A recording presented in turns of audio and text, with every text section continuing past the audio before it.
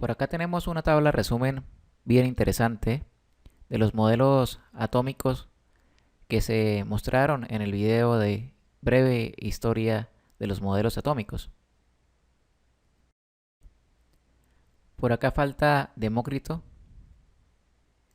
muy importante, y falta también Leucipo, del cual no se habló en el video anterior, pero ya vamos a hablar en este video. Demócrito, como vimos en el video anterior, fue quien llamó átomos a los átomos.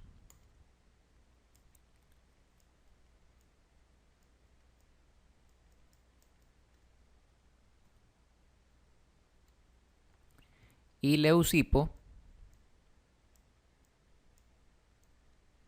o Leucipo de Mileto, antes que Demócrito había establecido lo siguiente, que si tenemos un objeto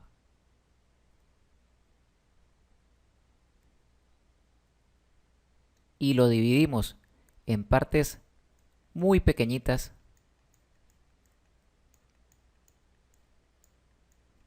y cada una de esas partes la dividimos en partes más pequeñas,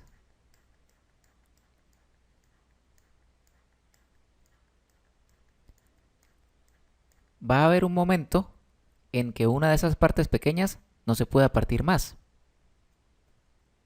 Recordemos que Leucipo era filósofo, entonces todo esto era fruto de sus ideas y él llegó a imaginar una parte sumamente pequeña que no podía dividirse más.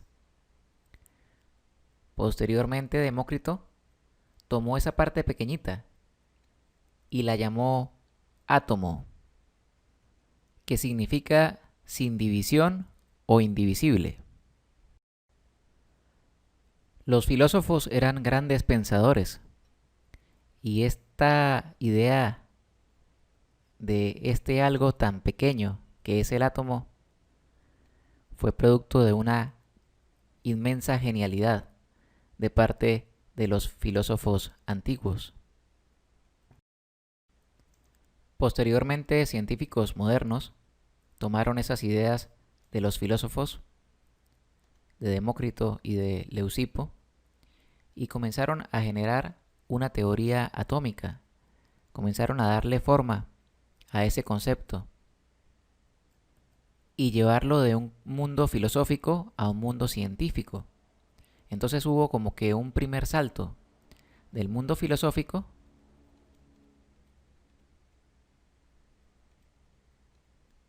al mundo científico.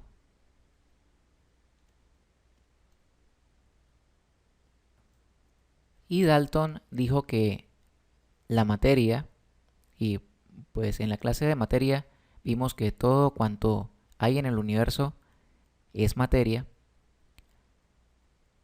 Dalton dijo que toda esa materia estaba conformada por átomos, que eran la parte más pequeña e indivisible. Y además dijo lo siguiente, que de toda esa materia del universo, la materia que tiene sus átomos iguales es un elemento. ¿Sí?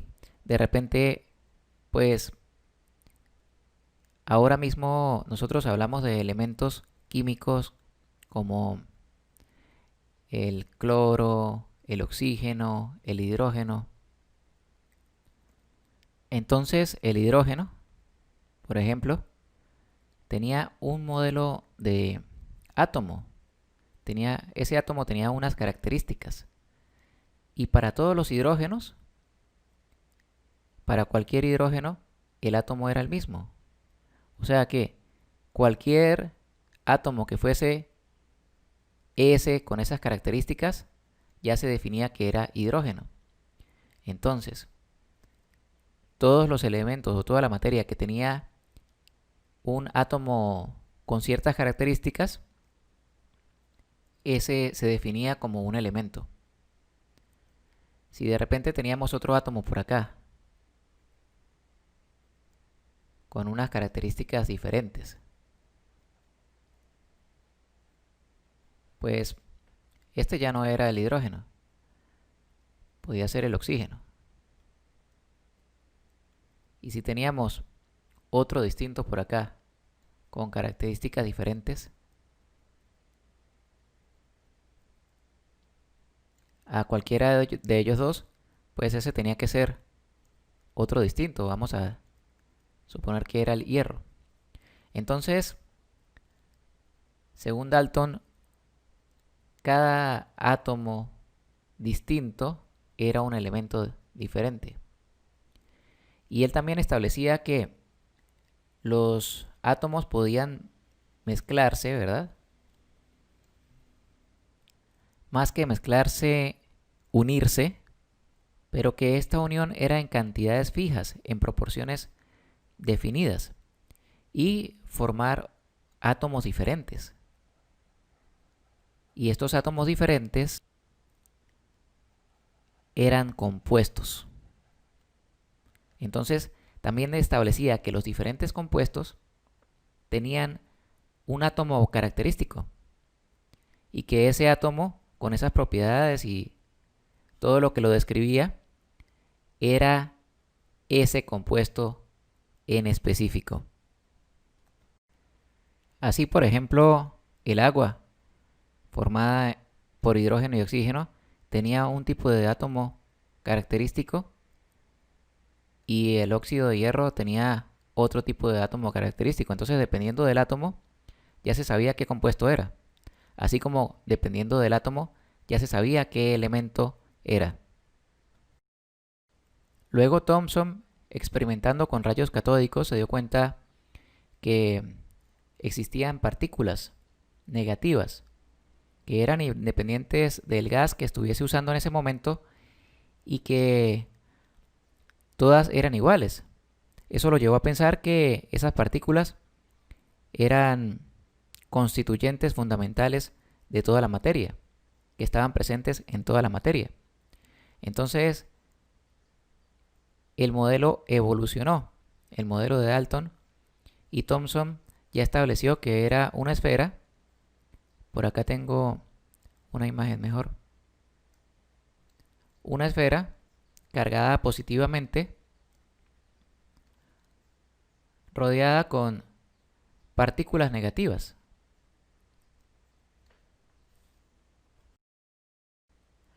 Thomson establecía que estas partículas negativas estaban encajadas en la esfera de naturaleza positiva. Y esto se parecía mucho a un pudín. Por esa razón, se consideró este modelo como el modelo de pudín.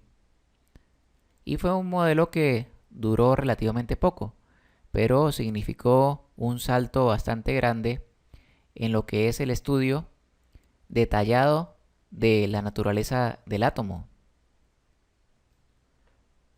Rutherford avanzó un poco más. Él estableció que esta esfera de la cual hablaba Thomson era un corpúsculo pequeño. Por acá lo vemos. Por acá tengo un modelo mejor.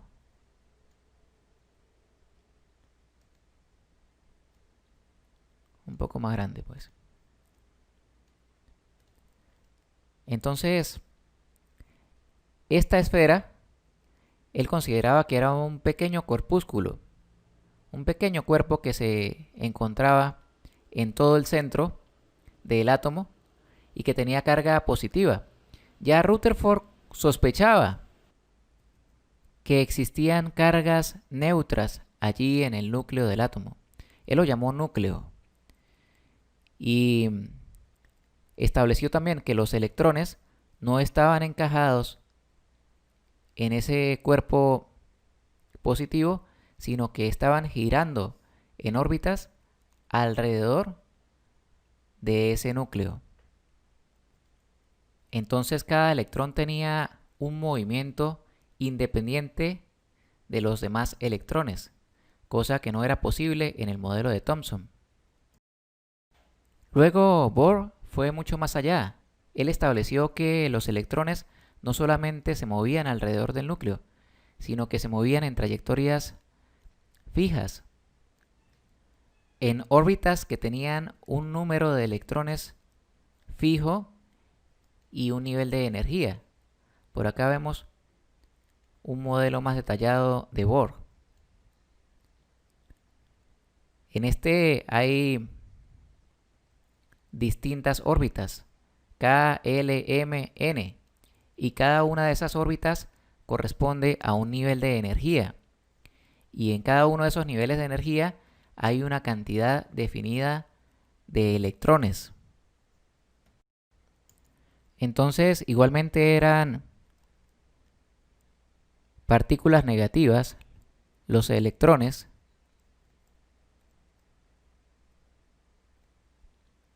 girando alrededor de un núcleo de características positivas, de carga positiva, pues.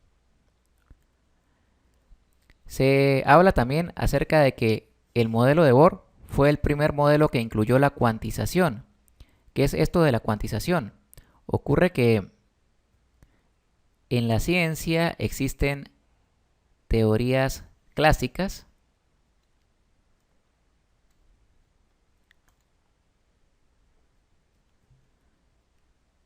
y teorías cuánticas.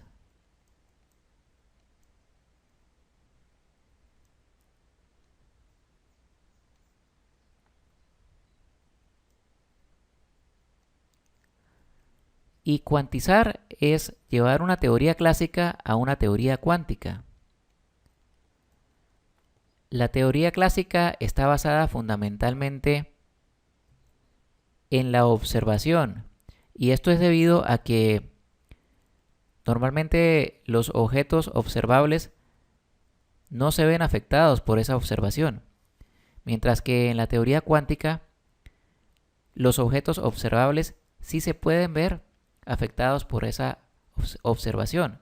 Entonces, en la teoría cuántica se toma en cuenta bastante la probabilidad y las matemáticas son mucho más. Por ejemplo, imaginemos un objeto, un automóvil.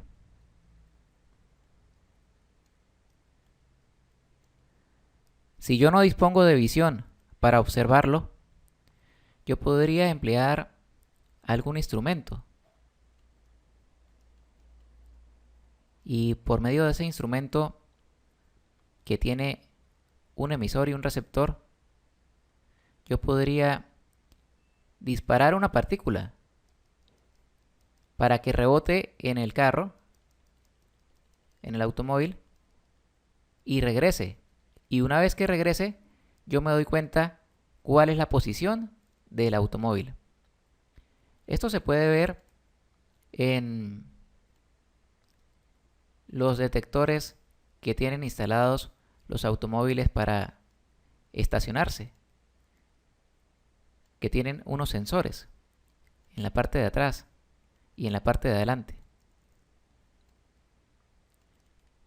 Esto es lo que hacen justamente. Ellos envían una partícula, rebota y luego la reciben, y por allí calculan la distancia.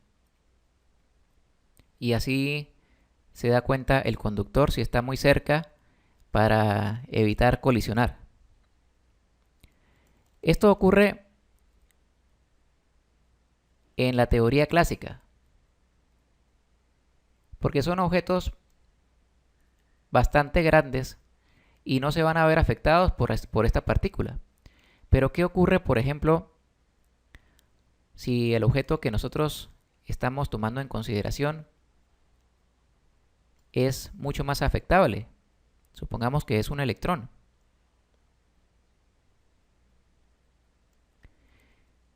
Si yo emito una partícula para que choque contra el electrón, rebote, y así yo pueda darme cuenta de cuál es la posición que hay entre mi aparato y el electrón, eso no puede ocurrir porque ocurre que el electrón es tan pequeño que una vez que la partícula lo choque, el electrón sale volando, sale para cualquier parte. Y cuando regresa mi partícula, ya el electrón no está allí. Entonces, yo no puedo estar seguro de dónde está el electrón. Una vez que lo golpeé, él salió hacia cualquier lugar. Puede estar por acá, por ejemplo. Entonces, esa medición ya no es precisa. Y el objeto que estamos intentando medir es afectado por la misma medición. Entonces hay un grado allí de incertidumbre y hay algunas probabilidades. Por ejemplo, es posible que el objeto salga, ya que lo estoy golpeando por acá, es posible que esté en algún lugar similar a esta dirección, dependiendo, claro, de muchas cosas, pero podemos, por ejemplo, establecer que hay una mayor probabilidad por acá de que el electrón aparezca. ¿Dónde? No lo sabemos. Lo golpeamos y en algún lugar resultó, pero por allí ha de estar. Y existe mayor probabilidad en esta parte que, por ejemplo, aquí detrás. Si ya que lo golpeamos, tuvo que haber salido para algún lugar en esa dirección. Pero no lo sabemos.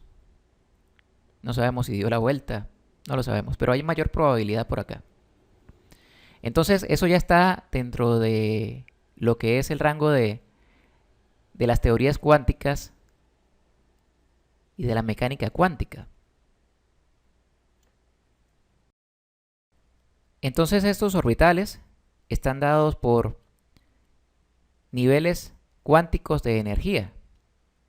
Y en estos orbitales, pues, existe la probabilidad de encontrar electrones. Bohr estableció que en esos orbitales había un número máximo de electrones y que estaban girando en un nivel de energía definido. Todo esto Rödinger lo profundizó un poco más. Y bueno, acá puede verse el modelo como una nube. Por acá se ve más detalladamente. Vamos a ver este y vamos a ver también este.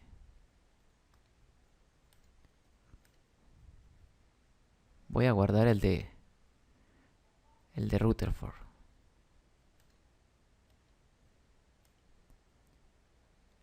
Bien.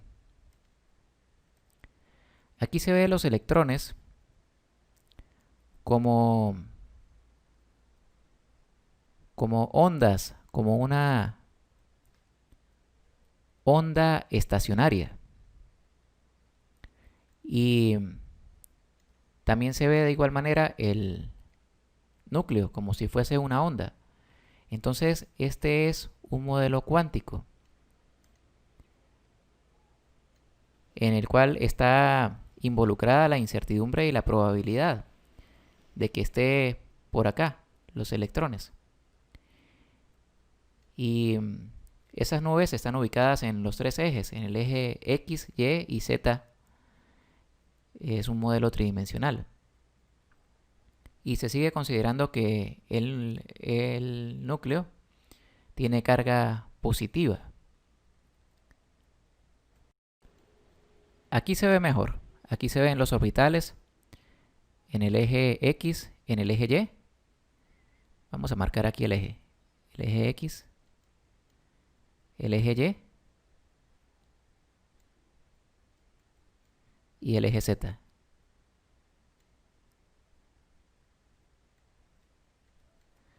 Podríamos dibujar acá un cubo si queremos.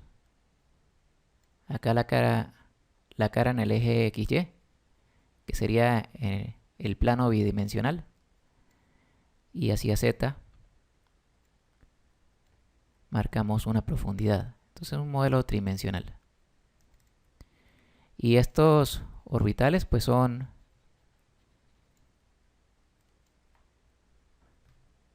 ondas de energía estacionarias.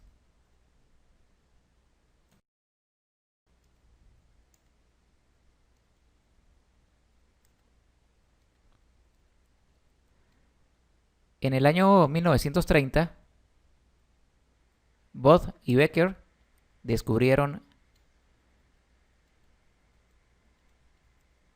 el neutrón, que era la carga neutra que anteriormente Rutherford sospechaba que existía en el núcleo. Se había estimado hasta el momento que el núcleo estaba conformado por una carga positiva, pero ahora ya se sabía con seguridad que existía una carga positiva, o sea, partículas positivas y partículas neutras aquí en el núcleo. Había protones y neutrones.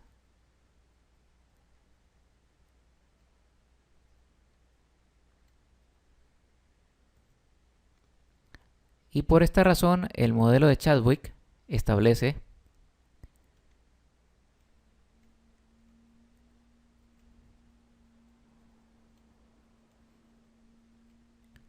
que tenemos los orbitales